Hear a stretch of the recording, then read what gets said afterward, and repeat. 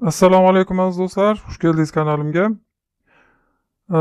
Bugun sizlar bilan ajoyib bir mavzu haqida so'zlashamiz, lekin suhbatimizni oxirigacha diqqat bilan tinglashingizni so'rayman, chunki videoni yakunida sizlar uchun xushxabarim bor. Albatta, mizoj haqida qiziqqanlar uchun.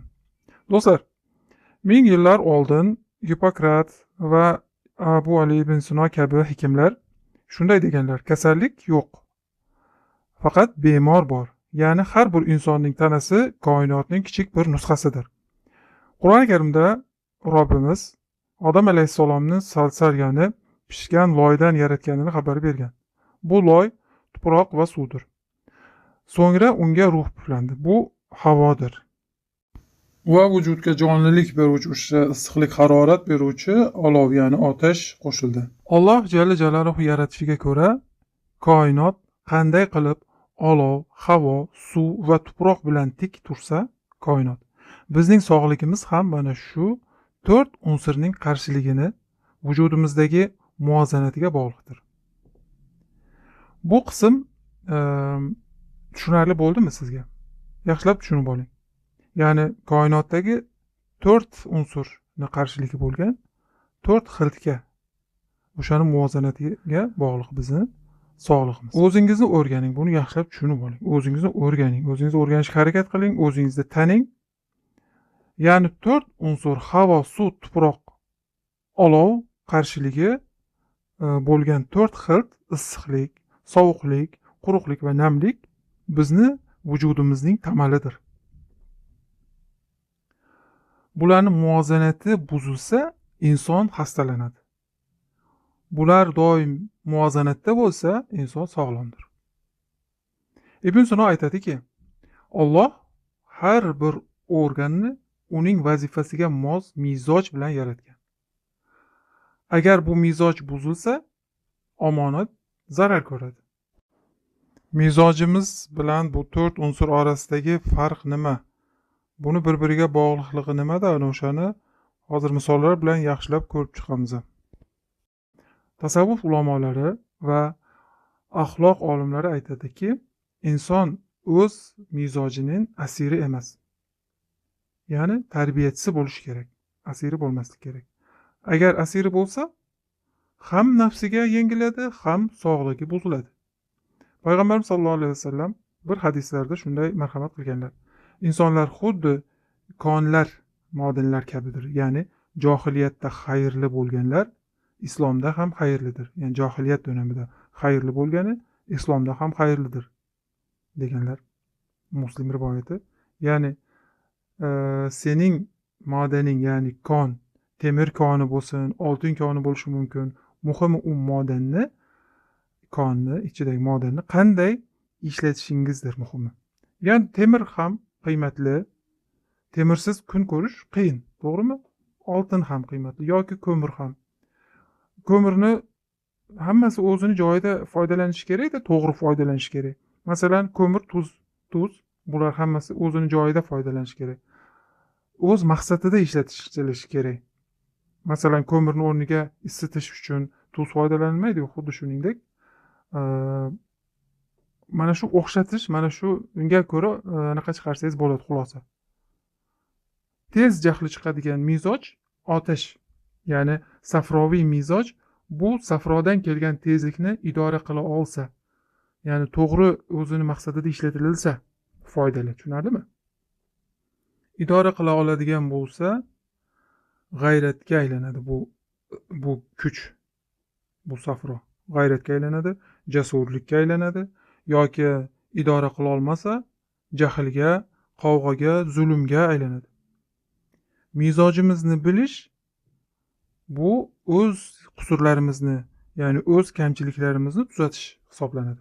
Bu o'z kamchiliklarni tuzatish uchun bir ko'zgudir, ya'ni va sog'lom hayot uchun ochilgan bir eshikdir. Osmonli dönemida saroyda eskidan insonni mizojiga ko'ra o'qitganlar. Buni avvalgi darslarda ham aytilgan. Eski videolarda adashmasam, o'zini mizojiga ko'ra vazifalantirganlar. Ya'ni mizojida g'ayrat, jasurlik ustun bo'ladigan bo'lsa, askarlik, davlat ishlarida, ya'ni jasurlik keraktiradigan ishlarga o'sha bo'yicha, o'sha yo'nalish bo'yicha dars berganlar. Yoki bo'lmasam tozalik, sokinlik, qaniki nima deydi, 7 o'lchab bir kesish kerak bo'lgan ishlarga esa tuproq mizojli bo'lgan insonlarni, savdoviy mizojli insonlarni shunaqa yo'nalish bo'yicha ta'limot berganlar, ilm berganlar va ana shu yo'nalish bo'yicha ishga tayinlaganlar. Kunimizda esa yo'l qo'yilayotgan xatolar nima bilasizmi do'stlar? Kunimizda yo'l qo'yilayotgan katta xatolardan biri bola o'qimayman deydi, man chorvador bo'laman deydi. Ota-ona esa yo'q, o'qishing kerak, san o'qigin, olim bo'lgin, bunday bo'lgin deydi. Bola yo'q deydi, man chorvaga qiziqaman deyapti. Man chorvaga qiziqaman, men o'qiyman. Yo'q deydi, uni zo'rlab, majburlab o'qishga, kompyuterdir, man masa usti deydi, stol usti ishlariga majburlab qo'yib qo'ygandan keyin bola ana shu darajaga yetish uchun juda ham katta zo'rliqlar, ya'ni qiyinchiliklar o'tkazadi boshidan. Bola mizojiga moyillik ko'rsata olmagani uchun, ya'ni o'zini mizoji bo'yicha ketmagani uchun juda ko'p zarba yeydi hayotda. Eplab ketsa xo'p, eplolmasa kim aybdor bo'ladi? Zo'rlab o'qitgan aybdor bo'ladi. O'shaning uchun bu ilmni bilish kerak. Bolani mizojiga ko'ra o'qitish kerak. Mizojiga ko'ra ishga kiradi keyin. Mizojiga uyg'un ishga, ya'ni qiziqqani bo'yicha ketish kerak. Endi do'stlar, bu 4 xilt va ularning vazifasi nima ekanligini ko'rib chiqamiz qisman. Qadimgi mashhur tibbiyot hakimlaridan Ibn Sino aytadiki, tomirlarimizda 4 xil asosiy suyuqlik oqadi. Keling bu unsurlarga chuqurroq nazar tashlaymiz. Aytaylik, tuproq, savdo xilti. Tanamizning eng og'ir elementi. Suyaklarimiz, tirnoqlarimiz, sochlarimiz kabi bu tuproqdir. Vujudimizdagi og'ir elementlar. Soch, tirnoq, suyak. Tuproq nima? Tuproq bu sabr va xotiradir. Shunday misol keltiramiz. Misol keltirsam esingizda qolishi oson bo'ladi, tushunishingiz oson bo'ladi. Misol keltiramiz. Tuproq qancha yillik arxivlarni saqlaydi. Ya'ni arxivlarni saqlaydi. Arxeologlar qazib chiqaradi-yu. Tuproq juda yaxshi saqlaydi u arxivlarni. Olov saqlay oladimi? Yo'q, yoqib kul qiladi. Suv saqlay oladimi? U ham balki agar modda og'ir bosadigan bo'lsa, saqlaydi. Peki havo saqlaydimi? Yo'q. Faqat tuproq saqlaydi. Tuproq juda yaxshi saqlaydi. Hikmat sohiblari aytadiki, tuproq ham bekituvchidir. Ya'ni tuproqqa axlat tashlasangiz ham, nima tashlasangiz uni o'ziga quchog'iga oladi. Qayta ishlab sizga o'git beradi, masalan, oddiy misol qilib aytadigan bo'lsak, ekinlar uchun. Va ekinlar yasharadi, gullaydi. Tuproq, ya'ni bu tuproq mizojiga sohib bo'lgan insonlarda mana shunaqa chiroyli fe'l-atvorga ega bo'ladilar. Tuproq sohibli kishilar. Ammo tuproq haddan tashqari qurib ketadigan bo'lsa, sizga foydasi tegmaydi. Haddan tashqari isib ketadigan bo'lsa ham, inson ham mizoji haddan ziyod quriydigan bo'lsa, melanxoliyaga tushadi, vasvasaga berila boshlaydi, kasalliklar ular bosh ko'tara boshlaydi. Galen aytadiki, savdo qonning cho'kmasidir. Uning ko'payishi qalb va zehnni qoraytiradi. Endi kelamiz balg'omga. Suv balg'omiy mizoj qarshiligi balg'om deyiladi.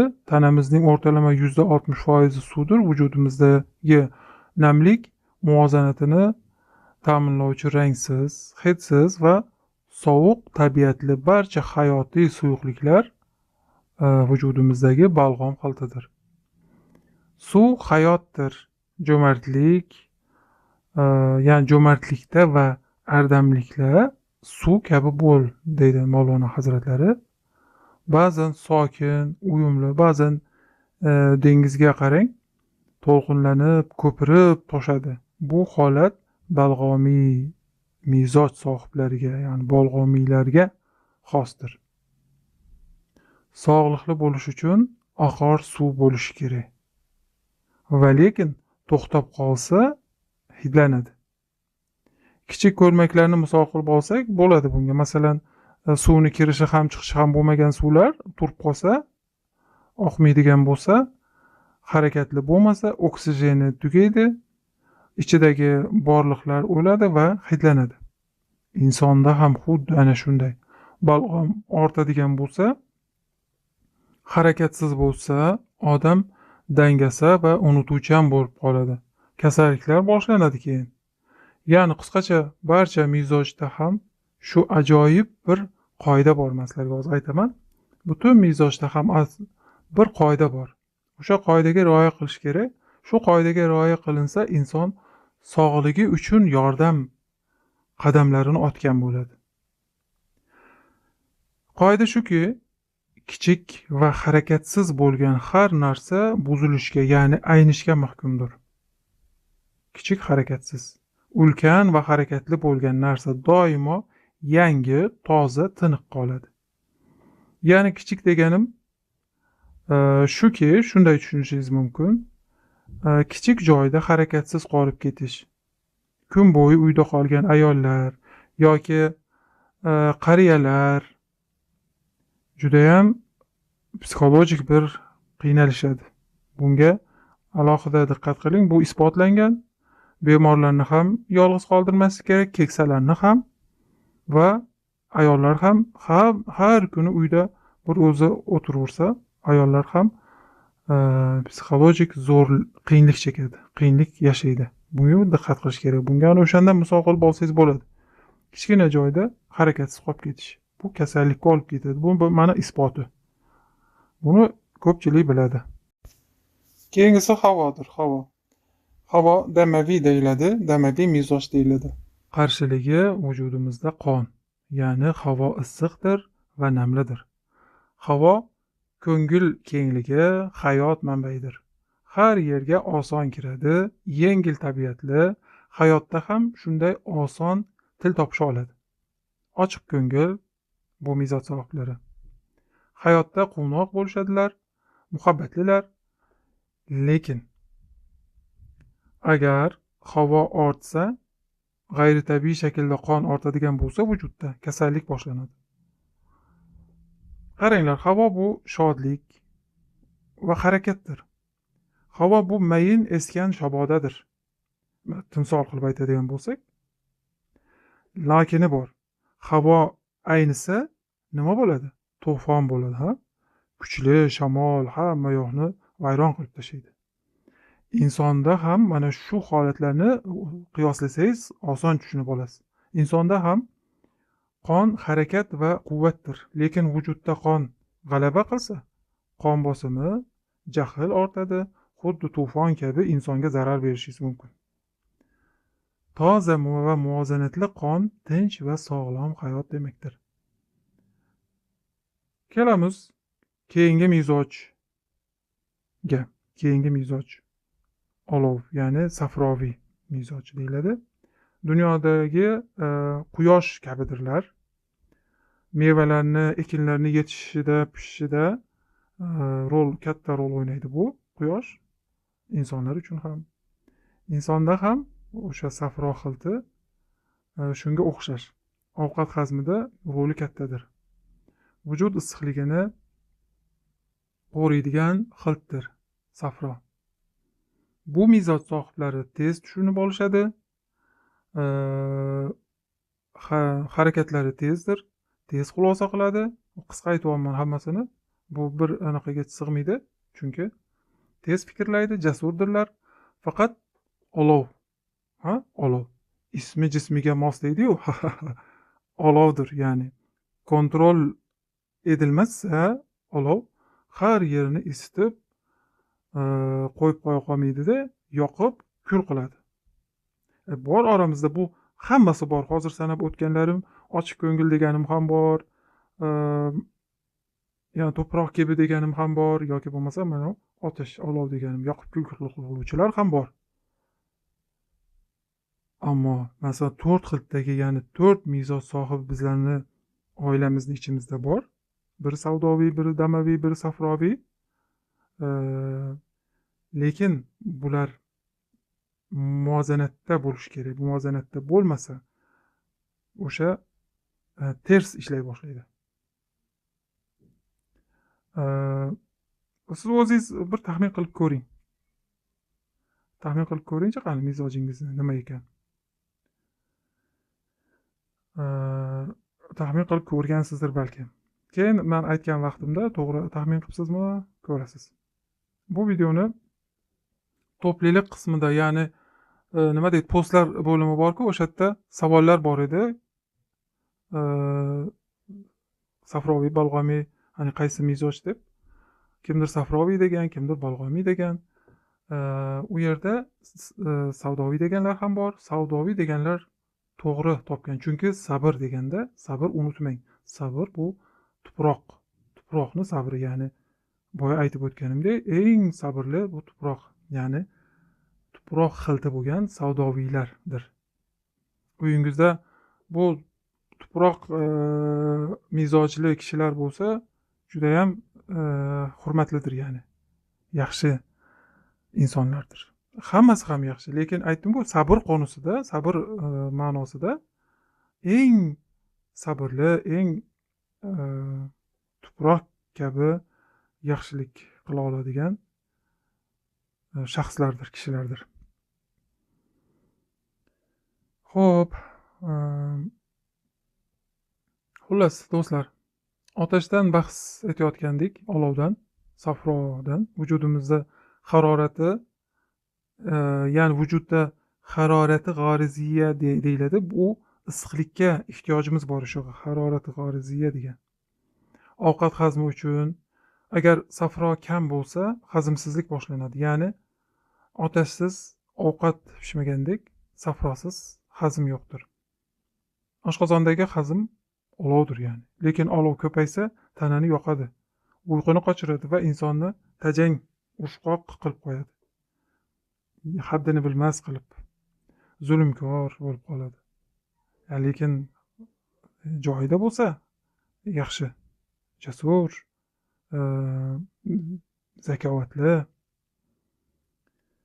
Do'stlar, o'zingizga savol bering. Mening qaysi tomonim ustun? Ya'ni qaysi mizojman deb qiziqib ko'ringchi qani. Qaysi xilt ustun sizda? Bir fikr qilib ko'ring. Unutmang do'stlar, o'zini tanish shifoning yarimidir. Biz bu yerda Ibn Sino bobomizning izidan borib, mizoj ilmi orqali o'zligimizga qaytishni, sog'lig'imizni tiklashni o'rganyapmiz. Sizlar uchun juda muhim bir yangilik tayyorlaganman degandim. Hozirda ustida katta e'tibor bilan ishlayotganim bir har biringiz o'z mizojingizni aniqlab, hayotingizda tatbiq etishingiz uchun mo'ljallangan mizoj va shifo qo'llanmasi ustida ishlayapman. Bu asar bitishi bilan uni faqat sizlar bilan baham ko'raman. Bu shifo yo'lida menga hamroh bo'lish va ushbu katta qo'llanmani o'tkazib yubormaslik uchun kanalimizga obuna bo'ling. Qo'ng'iroqchani bosib qo'yishni unutmang. Sizning layklaringiz bu shifo zanjirini yanada ko'proq insonlarga, ehtiyoji bo'lgan insonlarga yetib borishiga yordam beradi. Keyingi suhbatimizgacha do'stlar, mizojingiz muvozanatda, sog'ligingiz doim bo'lsin, sog' bo'ling.